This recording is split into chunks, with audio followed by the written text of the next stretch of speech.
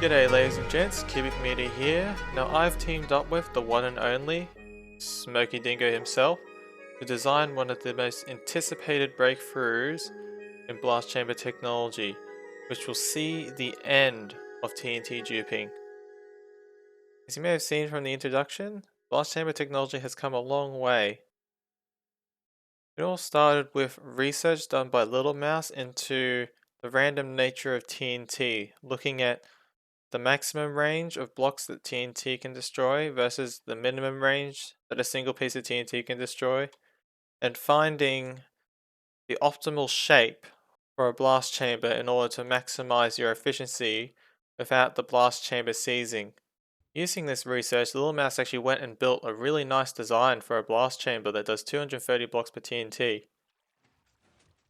The most amusing part is the way that the TNT is dispensed, in my opinion.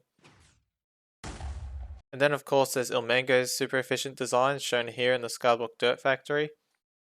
And despite what many people believe, this blast chamber does not blow up all the time. In fact, I tested this blast chamber under the same conditions as my blast chambers, and no matter how erratic the feed rate was, bloody sky rats. As I was saying, Ilmango's design does not explode because it's flawed. In fact, that's mainly due to player error, and the reason I know this is because I have tested this blast chamber continuously under the same apocalyptic conditions that I test my own blast chambers, and I simply could not get this to fail. But my own blast chamber, on the other hand, well, if you've been following the channel, then yeah, you'd know the story. But then, as the 1.16 snapshots began to come out, the blast chamber arms races began. So I teamed up with Ilmango to make this insane 270,000 basalt per hour factory using the concepts that I learned from my designs. Ilmango and I were pretty confident that we had the best blast chamber for making basalt. But then suddenly, a wild card appears.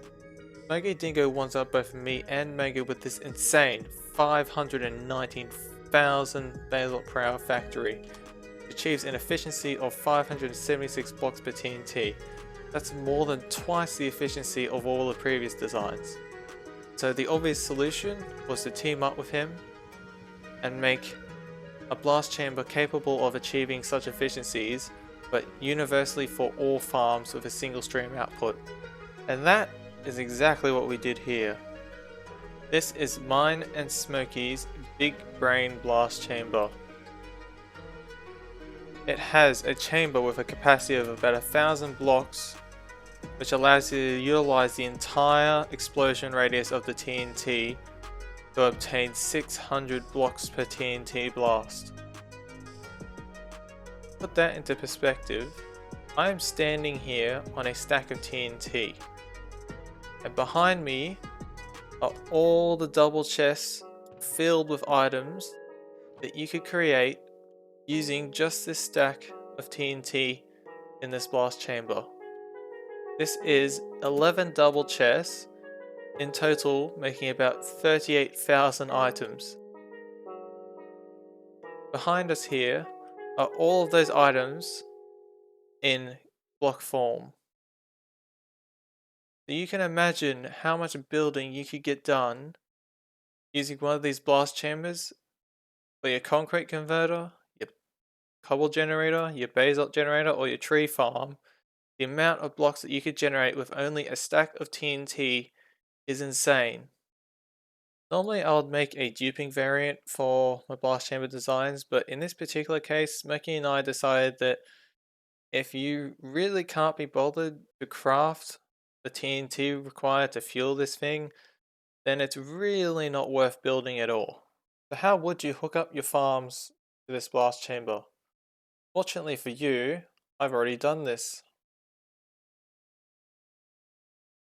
Behind me here is a setup to get every kind of block input that you might need into this blast chamber. We have Ilmango's universal tree farm, which can do acacia, spruce, oak, birch, and jungle. So essentially all the basic log types. With this setup, you can send it straight to the blast chamber and get your logs easy. There's also block converter right here, just this booth. A cobblestone generator, and also an option to convert it to basalt. So if I just show you back here, this is a cobblestone generator that I borrowed from Mango's original blast chamber, and I really like the design. So I decided to convert it to the basalt system. So right now, just water, it will just make cobblestone. I can just flip this lever here, and these double piston extenders underneath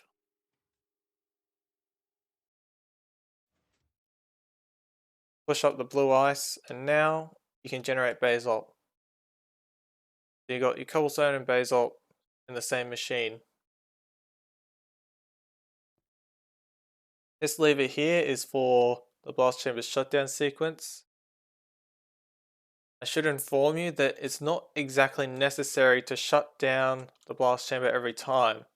The shutdown sequence only matters if you want to retrieve the last few stacks in the blast chamber. Otherwise, you can just start the blast chamber willy-nilly and it really doesn't care. The only thing I should point out is that none of these farms will actually start unless the blast chamber switched on like so. So here I'm just going to start the basalt,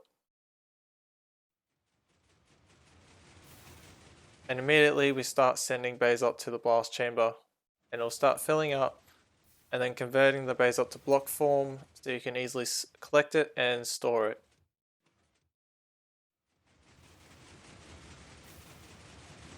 The blocks just enter the block stream, they all pile into the center and then get split the 4 different ways.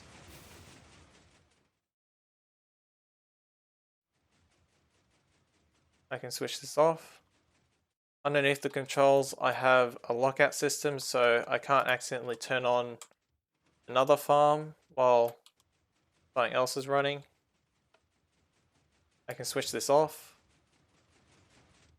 It's fine, there is no input condition which can cause this blast chamber to seize up. And Smokey and I have made absolutely sure of this. Here we have the block converter. Switch this on. All I have to do, get a block that I want to convert into item form. I don't suggest putting TNT in here because our block conveyors will actually power the blocks. So while it is a funny joke, don't do it with this particular setup. Here I'm just going to grab some concrete. All I have to do is stand in this booth. I can fill this dropper with items. All I have to do is hold right click and I'll send the blocks into the blast chamber. Here I'm using it as a concrete converter.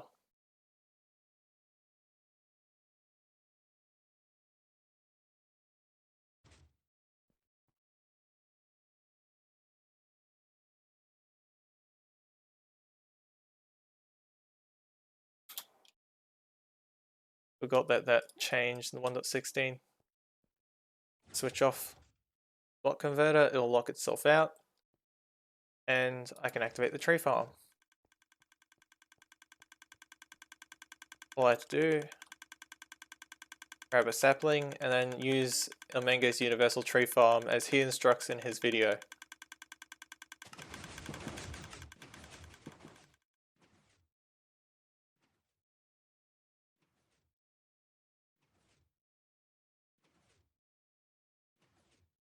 Guess what else changes in 1.16? It turns out that Mango's tree farm relied on some mechanics which ended up being changed in 1.16. For example, in previous versions, this redstone dot's taking a bend right here, going up into this transparent block would actually power this block, thus power this piston. However, we're in 1.16 now, and so the redstone needs to directly power the piston. Up here, same issue. This redstone dust is supposed to power this block here, powering these double extenders to crush the leaves and power these pistons properly.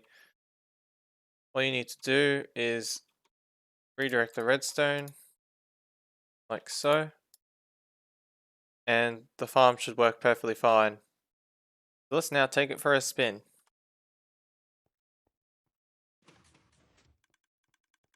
Now the tree farm's active. All you need to do is grab a sapling.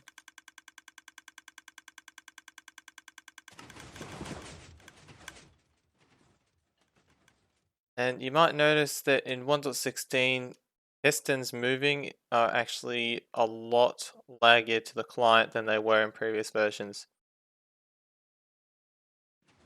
Now, hopefully this gets changed because for a blast chamber like this, it can get quite unbearable. As you can see, tree farm's working fine now.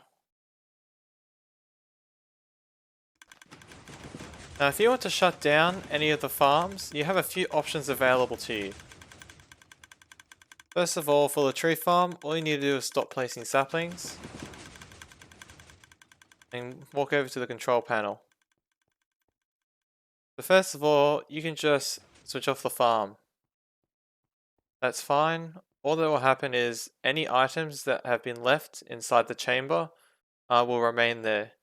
You can try and collect them manually, or you can activate the shutdown sequence by flipping this lever here.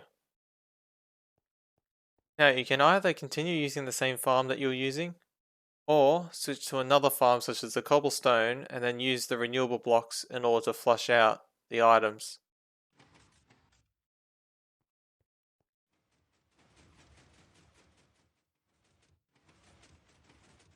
So here I'm filling it with cobblestone.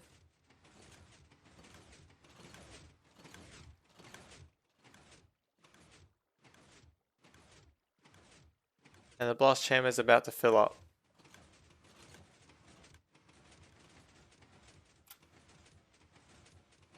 Once it's full, our output signal comes out and it will automatically shut down any of the farms that are running. And the blast chamber will not allow any of the farms to start up again until you flip this lever. But be aware that if any of the farms are activated, the instant that you flip this lever, it will activate the TNT sequence. So that concludes the basic introduction of this design. In case you're still curious about how it works, I strongly suggest sticking around for the second half of this video where I explain things in detail. Otherwise, you can stop here, download the schematic, or take a gander at the world download. Either way, I hope you enjoyed this video and find this design useful for achieving the target of zero duping in your own worlds. Here I have a layout to illustrate how the blast chamber works. It all starts in the center at the top here, where we have our single stream of blocks coming in. This stream can go up to 18,000 blocks per hour, and is split 4 ways like with my previous blast chamber designs. Each of the 4 paths goes to a separate side where blocks enter the blast chamber, starting from the outside and then working their way towards the center. In order to ensure that the entire blast chamber is full, we only dispense TNT once all 4 sides are overflowing with blocks. So once no more blocks can enter the blast chamber, they will begin to overflow into the overflow pathways.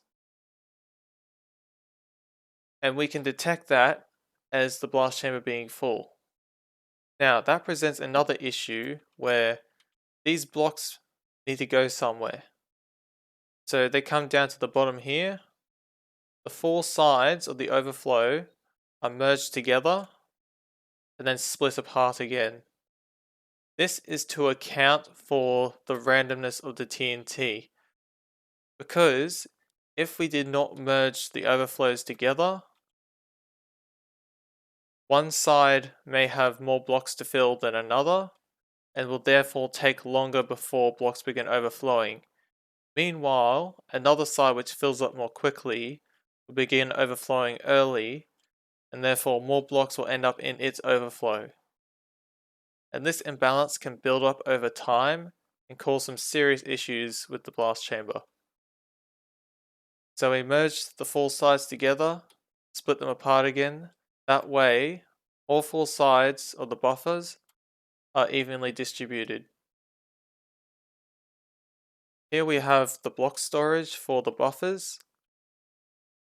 Once the TNT explodes and there is space made available inside the blast chamber, the blocks in these buffers will actually get dumped back into the chamber.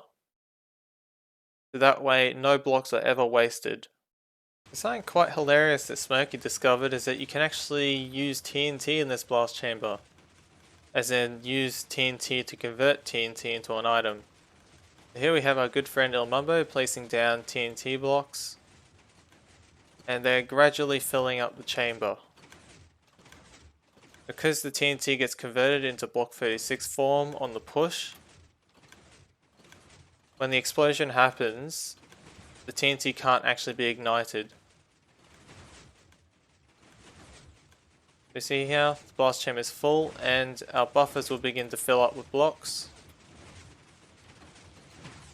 And then once the TNT goes off, blocks get dumped back into the chamber. Now these overflow buffers are actually oversized. As you can see, anywhere that there is a leaf block are spaces which have not actually been used yet. All these spaces have had a block at some stage. Every now and then you get stacks of items that get glitched out like this. In a moment the chamber will fill up and demonstrate how we actually deal with this. We give the entire block column a shake, and then a second shake for good measure, and then finally the TNT goes off. Now because we're using the entire explosion radius of the TNT, our items are actually left inside the cavity as a result of the explosion. And the items won't actually make it into the center where they can be collected until blocks enter the blast chamber and push them. Now because the items actually get left inside the blast chamber and will not actually be collected until it is full, I have introduced this system here, which is the shutdown sequence. This will override TNT system and instead force the chamber to shut down the instant that it's full. As you can see, chamber's filling up again.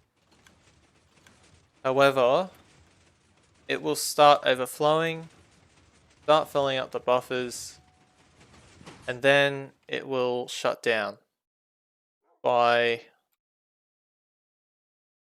flipping up this output and then shutting down your block input, like so. That way, you can always turn off the blast chamber and receive your items. Now this blast chamber likes to run hot, and I'll get into more detail as to why exactly blast chamber likes to run hot when we take a look at the blast chamber stats. So I ran 10-hour tick warps on this blast chamber, running at various speeds. Due to the buffer system, this chamber, by nature, runs perfectly reliably under any input conditions. However, there is a slight caveat in regards to the efficiency. and that it relates to the fact that our items get left in the chamber every time the TNT goes off. And as a result, items can actually despawn if it takes too long for blocks to enter the chamber. So let's have a look at the stats. Here I've tested it at 5 different speeds. The maximum speed, 18,000 per hour. Half that speed at 9,000 per hour. 7,200 per hour. This is quite a critical point in the blast chamber's operation, and plus 2 more at 6,000 and 4,500. The observed rate is the amount of items that I got out from these tests. So here we have our input, this is our output. And you can see the numbers are very close within 18,000 and 9,000. However, we start to deviate from our input rate as we get to the third test. And this is because 7,200 per hour is the exact rate at which it takes 5 minutes for the 600 block cavity left by the TNT to be filled. So that means at the very moment that the cavity left by the TNT is full and the items are all pushed into the center, is also the moment where the items will begin to despawn. And we can see this very clearly in the resulting efficiencies. Running hot, the blast chamber actually is a lot more efficient. And we're talking almost 100% efficient. Here we have 99.96% efficiency running at max speed, and then 99.91 running at half that speed, so 9,000. However, the instant that you get to our third test here at 7,200 per hour, see that the efficiency drops dramatically, and then below that speed, it drops even further and then becomes effectively unusable. So beware. Any farms that you hook up to this blast chamber should be faster than 7,200 blocks per hour. And I can assure you I've run several tests very close to these speeds, just above 7,200 per hour, and you'll be looking at effectively this efficiency here. Thank you very much for watching. This blast chamber was a massive project in the works for many weeks, so I'd like to give a special thanks to Smoky Dog, whose expertise was invaluable for making this machine possible, as well as Little Mouse, who initiated the field of blast chamber tech. I'm certain there are still more breakthroughs to be made, so I look forward to exploring them with you. But for now, over on SciCraft, we're getting ready to launch a new 1.16 survival Patreon server, which I really look forward to so I can use some of these designs in survival. So I'll see you then.